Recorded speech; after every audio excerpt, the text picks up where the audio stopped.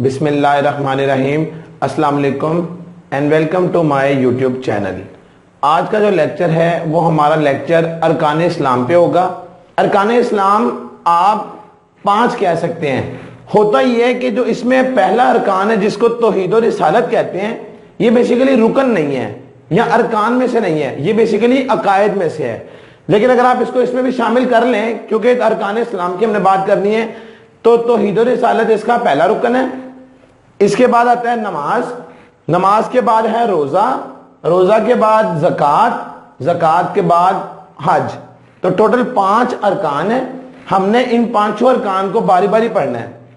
تو سب سے پہلے اگر ہم توحید و رسالت کی بات کریں تو یہ 2 چیزیں ہیں، ایک توحید ایک رسالت. تو توحید سے مراد کیا ہوتا ہے؟ یہ توحید بیسیکلی یہ اللہ تعالیٰ کی ذات سے ریلیٹڈ ہے، اور جو رسالت ہے وہ اللہ کے محبوب بندے رسول اور انبیاء یہ ان سے ریلیٹڈ ہے. اب غور کریں توحید کا مطلب کیا ہے. توحید کا جو لفظی مطلب ہے وہ ہے ایک جاننا ایک ماننا، یہ توحید کا مطلب ہے. اب توحید کی اقسام ہے.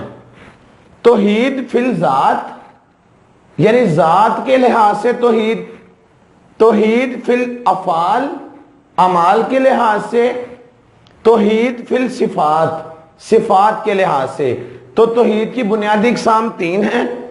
اس کے بعد جو توحید کا واضح بیان ہے وہ سورہ اخلاص میں ملتا ہے. اور غور کریں توحید کا الٹ کیا ہوتا ہے؟ شرک. مطلب توحید کا مطلب ہے ایک ماننا ہر لحاظ سے. کس کو؟ اللہ تعالیٰ کی ذات کو. اللہ کی ذات کو ایک ماننا توحید باری تعالیٰ ہے. اور اس کا الٹ یا اس کا متضاد ہوتا ہے شرک، یعنی اللہ کو ایک نہ ماننا، جو کہ یہ نان مسلمز کرتے ہیں. وہ صرف اللہ کو اللہ نہیں مانتے، وہ اور ڈیفرنٹ چیزوں کو بھی اللہ مانتے ہیں، اپنا خدا مانتے ہیں، جبکہ اللہ صرف ایک ہے. تو اس لیے توحید کا مطلب یہ ہوا کہ ہر لحاظ سے، ذات کے لحاظ سے، افعال کے لحاظ سے، صفات کے لحاظ سے، ہر لحاظ سے اللہ تعالیٰ کو واحد ماننا اس کی ذات کے اعتبار سے، اس کو کہتے ہیں توحید. اور اس کے ساتھ کیونکہ توحید و رسالت ہے. اب رسالت دیکھیں، اللہ تعالیٰ نے بنی نوع انسان کی رہنمائی کے لیے اپنے برگزیدہ اور اچھے بندے جو مقرب بندے ہیں ان کو دنیا میں بھیجا. پیغام اپنا قوم کو پہنچانے کے لیے اس نے نبی اور رسول بنا کر بھیجے. ہر قوم پر ایک نبی یا ایک رسول اللہ تعالیٰ نے بھیجا ہے. وہ کیا کرتے تھے؟ وہ اپنی اپنی قوم کو تبلیغ کرتے تھے. کچھ انبیاء کو صحیفے نازل ہوئے، اس کے علاوہ کچھ کو کتابیں نازل ہوئیں. صحیفہ کتاب سے کم ہوتا ہے، اس کے اندر جو احکامات ہیں وہ کم ہوتے ہیں. جو کتاب ہے اس میں احکامات زیادہ ہوتے ہیں. اور آپ لوگوں نے دیکھا ہوا ہے کہ 4 بنیادی کتابیں ہیں بڑی، جن میں قرآن مجید سب سے آخری نمبر پہ ہے.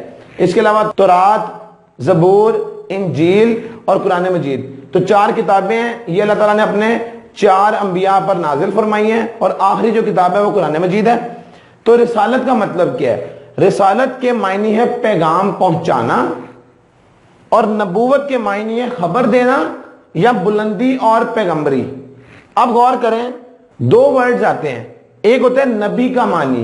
نبی کا معنی ہے غیب کی خبر دینا یا غیب کی خبر دینے والا. اب غور کریں خبر ہوتی ہی غیب ہے.